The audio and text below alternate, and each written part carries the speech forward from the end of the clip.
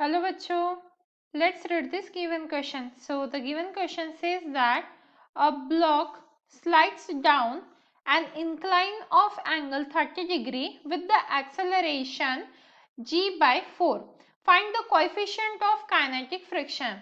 तो देखिए बच्चों, क्वेश्चन में हमें क्या गिवन है कि एक ब्लॉक जो है वो स्लाइड हो रहा है एक इंक्लाइन प्लेन पे और वो एंगल कितना है 30 डिग्री है और एक्सेलरेशन क्या है g by 4 है। तो हमें coefficient of kinetic friction find out करना है।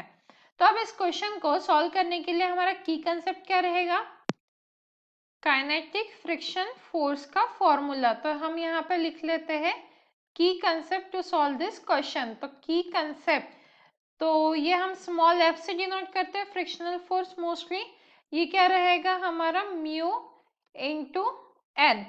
तो यहाँ पे क्या फाइंड आउट करने के लिए कहा है, कोएफिशिएंट ऑफ काइनेटिक फ्रिक्शन, मतलब इस म्यू की वैल्यू हमसे पूछी गई है। तो सबसे पहले हम फिगर देख लेते हैं। फिगर कुछ इस तरीके से हम शो कर सकते हैं कि ये जो इंक्लाइंड सरफेस है इसका जो एंगल है ये क्या है 30 डिग्री है और यहाँ पे वो ब्लॉक है। तो इस तरीके से हम फिगर को शो कर सकते हैं। अब देखिए यहाँ पे ये जो ब्लॉक है इसका कुछ मास रहेगा, तो ये मास mg डाउनवर्ड एक्ट करता है, वो एक्चुअली परपेंडिकुलर एक्ट करता है। तो फिगर को हम थोड़ा सा स्ट्रेट ड्रॉ करने की कोशिश करते हैं। वैसे फ्री हैंड डायग्राम है। तो ये हमारा इंक्लाइंड सरफेस हम ड्रॉ कर रहे हैं कुछ इस तरीके से। यहाँ पे एंगल है 30 डिग्री का, फिर यहाँ पे हमारा ब्लॉक है। अब इस ब्लॉक का mg परपेंडिकुलरली डाउनवर्ड डायरेक्शन में एक्ट करेगा, तो ये mg हो गया। अब अगर हम mg को रिजॉल्व करने की कोशिश करें इसके कंपोनेंट्स, तो हमें इस डायरेक्शन में क्या मिलेगा, mg cos 30 डिग्री आ जाएगा और वही अलोंग द इंक्लाइन प्लेन क्या आ जाएगा हमारा mg sin 30 डिग्री आ जाएगा। mg sin 30 डिग्री आ गया। कैसे आ गया देखिए, अगर ये 30 डिग्री है तो मान लीजिए ये क्या रहेगा 60 डिग्री, और ये अगर 60 डिग्री है तो ये वाला कितना रहेगा 30 डिग्री, और यहाँ पे 30 डिग्री तो ये क्या हो जाएगा हमारा mg cos थीटा। तो मतलब थीटा मतलब 30 डिग्री है और बचा हुआ एंगल क्या रहेगा हमारा, जो बचा हुआ कंपोनेंट है वो mg sin 30 डिग्री रहेगा। अब ये जो ब्लॉक है और इंक्लाइन प्लेन ये कांटेक्ट में है तो एक नॉर्मल फोर्स रहेगा, तो यहाँ पे ये हमने नॉर्मल फोर्स शो कर दिया है। और जो फ्रिक्शनल फोर्स है वो इस डायरेक्शन में एक्ट करेगा जिसे हमने स्मॉल एफ से डिनोट कर दिया। तो कुछ इस तरीके से हमारे जो फोर्सेस है वो एक्ट कर रहे हैं।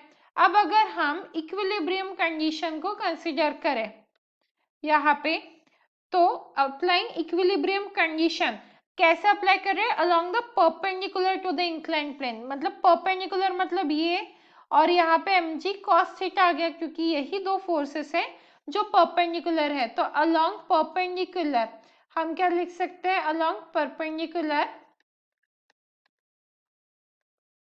n minus mg cos 30 degree is equal to 0 हो जाएगा, क्योंकि इक्विलिब्रियम मतलब दोनों एक दूसरे को बैलेंस कर रहे हैं। तो यहाँ से हम बोल सकते हैं n is equal to mg cos 30 degree है। इसे हम इक्वेशन 1 करके दे देंगे।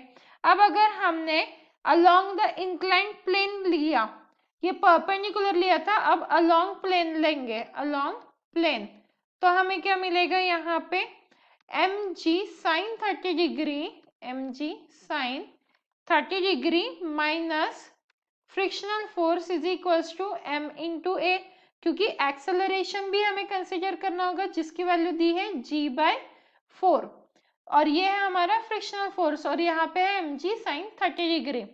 तो यहाँ से हम क्या लिख सकते हैं, ये जो f है वो हमने की कंसेप्ट में देखा है म्यू इंटू एन होता है, तो इसीलिए ये क्या हो जाएगा mg sin 30 degree minus mu into N is equals to a की वैल्यू सब्स्टिट्यूट कर देंगे जो क्वेश्चन में गिवन है, तो mg by 4 हमें मिल जाएगा, क्योंकि यहाँ पे एक्सेलरेशन क्या गिवन था हमें क्वेश्चन में g by 4। तो यहाँ से हमारे पास a is equal to g by 4 आया। तो अब हमारे पास क्या है mg sin 30 degree minus mu, और n की वैल्यू हमारे पास क्या है mg cos 30 डिग्री है, तो यहाँ पे n की वैल्यू डाल देंगे इक्वेशन 1 से, तो ये आ जाएगा mg cos 30 degree equals to क्या आ जाएगा mg बाय 4। अब देखिए मैं सभी तरफ से mg कॉमन निकाल लेती हूँ और वैल्यू सब्स्टिट्यूट कर देती हूँ। यहाँ से mg कैंसिल हो गया, ये mg और ये mg। साइन 30 डिग्री कितना होता है हमारा 1/2 होता है, तो ये आ गया 1/2 माइनस म्यू कॉस 30 डिग्री कितना हो जाएगा हमारा √3/2। तो cos 30 डिग्री कितना होता है √3/2 इज इक्वल्स टू ये क्या है 1/4।